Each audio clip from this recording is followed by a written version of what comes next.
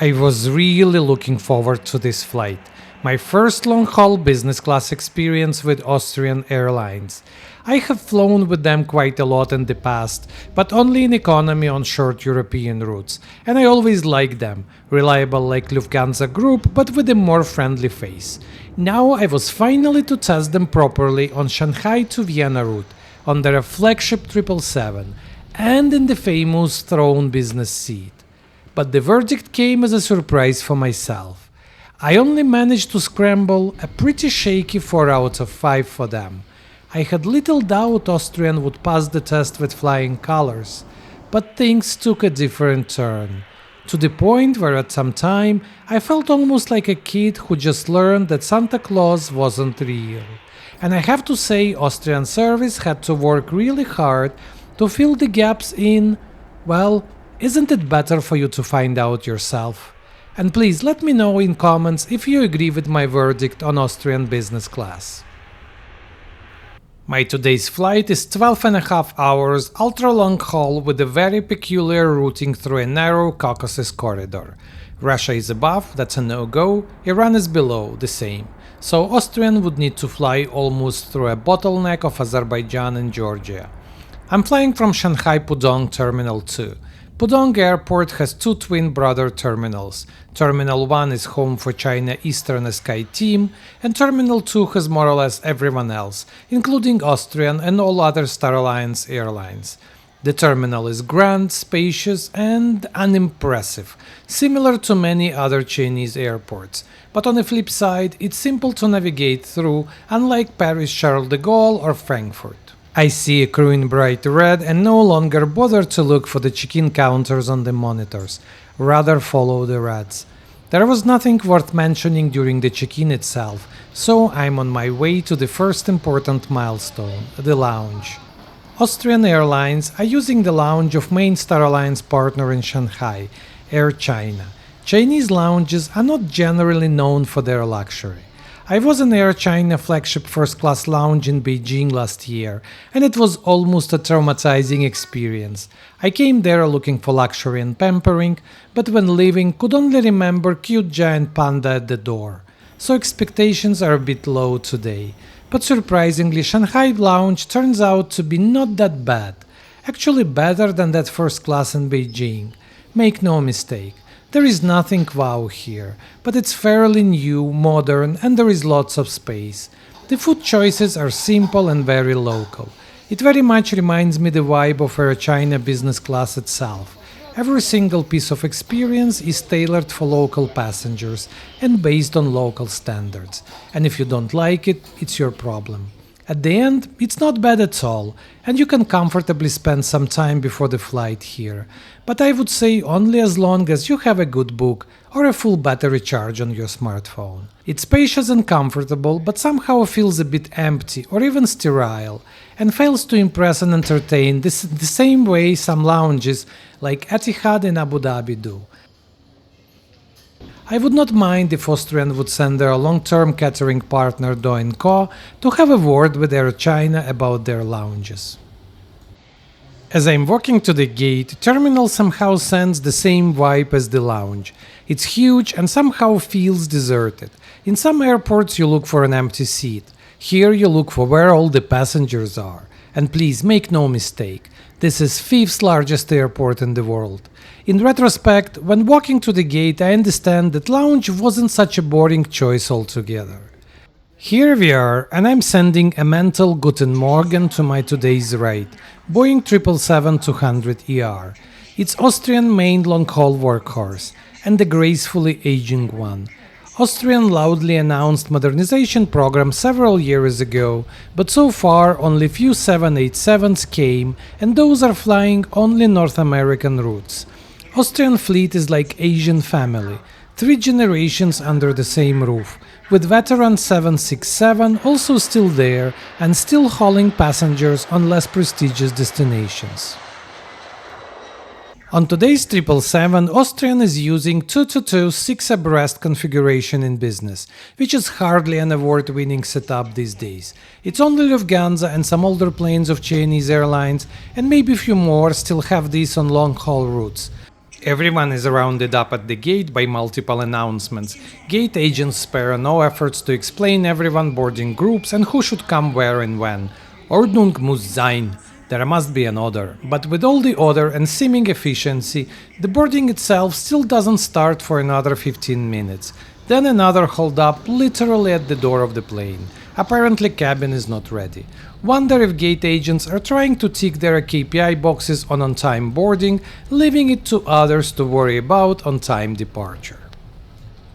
Finally inside, and I'm immediately introduced to a prima donna of this cabin and my closest confidant for the next 12 hours, a famous throne seat of Austrian Airlines. There are only 8 of them out of 32 seats in the cabin, odd rows of window seats. It's a gem of this 777, a window seat with large side consoles on the both sides. It creates a surprising sense of personal space and privacy in a cabin that is not exactly known for it. And I'm in the front row, which means a bit of extra room thanks to the bulkhead. So on paper, this is Austrian's best business class product. The real question is whether Austrian's best is actually good enough, especially since the seat cost almost 200 euros to select, unless you happen to have miles and more senator status, which in my case today I do. There is definitely more to explore about this seat, but that's for later. Crew starts serving the pre-flight drinks, so my focus switches to service. I take my usual glass of champagne to cheer for a good flight. It's Nicolas Fouillard Reserve exclusive.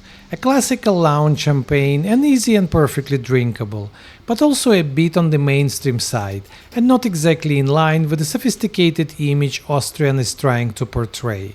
From there I go straight to the menu. Austrian Catering is done by Do & Co, a name on its own in airline and catering worlds. There is a catch though. Vienna flights are supplied directly from Do & Co, while flights back to Vienna are usually supplied by local partners. This is my case today, and I hope it doesn't mean a compromise. The menu looks stylish but also very minimalistic, sending a vibe on its own. We are promised several options for starters, which I know will be served from a cart with a kind of pick and choose concept. Then 3 options for main: chicken breast, salmon and ravioli, and a choice of desserts. Before landing we will have another meal with a choice of beef ragu or pasta. From the sound of it, food doesn't sound too extravagant, but I'm not rushing to judge. Fancy names not always mean great taste, and vice versa. What's really interesting is that wine menu is fully Austrian. 3 choices for whites and reds each, rosé and dessert wine. Definitely interesting, as Austria is hardly the biggest name in wines, and it would not be an Austrian airline if there would not be an extensive list of coffees. So far a lot of mixed signs, and I can't really decide which way my experience leans. Would it be something refined and premium, or more of a mainstream kind of affordable luxury? I'm feeling almost like a Michelin guide inspector and getting ready for more work to be done. On that thought, we are finally getting a pushback and the journey begins. An overcast and a typical Shanghai smog don't help to make the view exciting. Pudong Airport looks grayish and somehow boring. I'm still trying to do some spotting. Let's see what we got. Here is Hainan. Actually, this was my best experience on Chinese carriers, though not on 737. Air China. Well, this was not bad, not good, but very specific and very, I would say, Chinese experience. Then China Eastern. If Hainan was the best, this was probably the worst. Decent planes, but really very basic service. And this one is really interesting. Junyao Airlines. This is something that is on my list to try. As we are taxiing, I'm enrolling Austrian in my safety video competition. I really like comparing how airlines use this otherwise boring piece of info to tell something about who they are. Austrian gets mixed results. Their safety video is definitely creative and kind of cool, but somehow it's totally disconnected from the Austrian roots and heritage that the airline seems to be so proud about. With all that, we're in the air, the dull grey of the ground switches to bright blue, and my mind switches into the anticipation of the lunch. I can see our sky chef sitting on a jump seat in the front galley, and I'm starting to send him mental impulses that it's time to start the service. It looks like my hypnosis truly worked. The smell and the sounds clearly hint that food is coming. Tray tables are served with drinks, cutlery, bread and butter, and an appetizer, a very nicely looking small canapé with prosciutto. So far so good, but I'm getting a bit mixed feeling from that wrinkled tablecloth. It's true it's a small thing, but how difficult would it be to have it nicely ironed?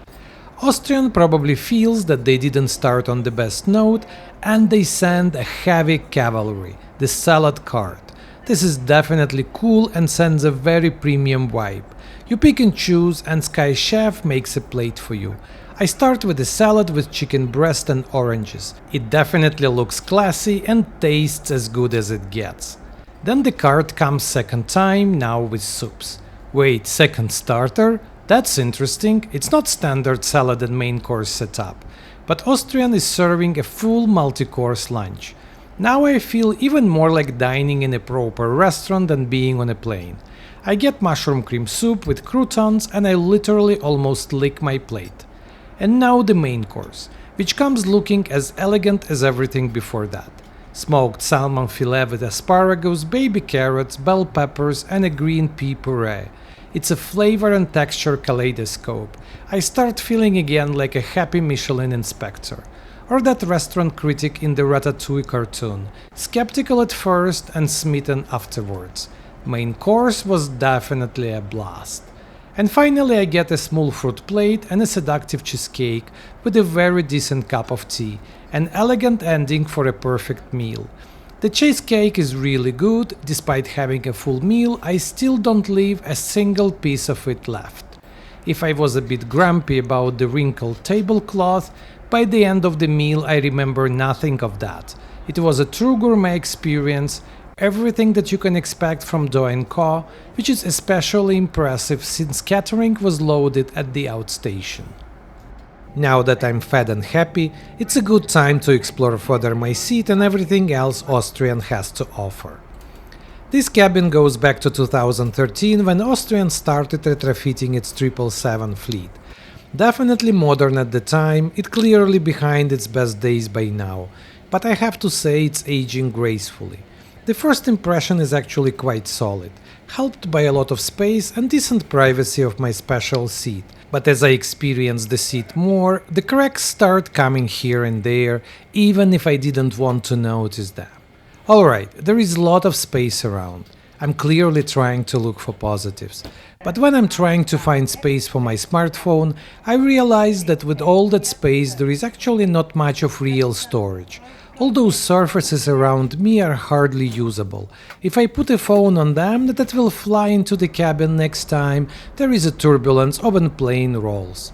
After the honeymoon of first 60 minutes, I also start to notice that seat padding is either a bit poor or worn out, or actually both. I can really feel the hard surface behind it. When in lie-flat mode, it's too firm and there are big gaps between sections of the seat, which makes it less comfortable. Here a mattress would help, let's see if it will come to that. Controls are on your right, kind of retro cool, clear and simple. Then I struggle to find the remote and almost at the edge to ask flight attendant, which for some reason feel almost like an embarrassment. Finally I get it. The remote is hidden behind the cover, which I would otherwise guess to be a folding table. It looks as Spartan as it gets and seems to be from the same era as Nintendo. The only thing you have to control entertainment system is the small touchpad, and it does take some intelligence to figure this out. Now that I know what is not tray table, I start looking for what is. I find it at the right side and it sends almost an Oreo's twist link dunk routine. Here it's a turn, twist, lift to get the table out and fix it. It's okay for the meal, but feels a bit shaky to put a laptop and work, wobbles too much. But surprises are still ahead. The table is actually covering the controls, so if you want to change seat position with table on, then you need to take everything off the table, fold it back and only then work the controls. Come on, Austrian engineering. I'm starting feeling a little desperate. I'm looking for proofs of Austrian to be good, but actually keep finding more flaws. Austrian, come on, give me something good. Finally there is one. Despite having a bulkhead seat, there is still a footwell here, a curse of all staggered seats. But here it's as merciful as it could be, giving quite a lot of space for my feet and signaling no trouble at all for the sleep. What else? Amenities. Come in a small fabric pouch in very Austrian red colors. The pouch loudly advertises that it's some limited edition with Museum of Applied Arts, which gives me a bad feeling. Last time I had something with the claim of Arts and Design Institution was on KLM and ended up to be extremely basic. Well, let's not jump ahead and hopefully Austrian will prove me wrong. Once I glance, the first and the only thing I can see are the bright red socks. But can't be true. I'm exploring further and find out a sleeping mask. And then earplugs, toothbrush and some toothpaste peels. Still no idea how to use them. That's it. Alles. Well, this really beats even ascetic KLM or Lufthansa amenity kits. It might be nice socks and mask, maybe even the best I had, but this kit itself is as far as it could be from luxury and elegance Austrian is trying to portray. I might have a throne seat, but somehow got a commoner amenity kit. Saudi recently gave a much better kit without talking too much designer story, while Austrian amenity kit comes with a very simple verdict: this thing definitely stays on a plane. Having said that, to get the most of what I got, I'm putting on red socks and immediately start feeling almost like a member of Austrian crew with my new piece of red uniform. It's a daytime flight, I'm planning to get some sleep, but not likely to sleep the whole flight. I better check then what is going to be my partner for the next 10 hours, Austrian Inflight entertainment system. The first look at the screen tells me that I'm not likely to immerse myself into best-in-class multimedia experience today. Rather, it looks that I'm going to be reminded time after time that 15 years is a much longer time for technology than for the plane itself. Our cabin got 15-inch touchscreen. It's not going to win any Size Matters awards, but surprisingly bright for a 15-year-old tech. The interface is unmistakably old, but nevertheless it's still quite easy to use, so no complaints beyond it doesn't look cool. The content is quite extensive, but somehow more on quantity over quality side.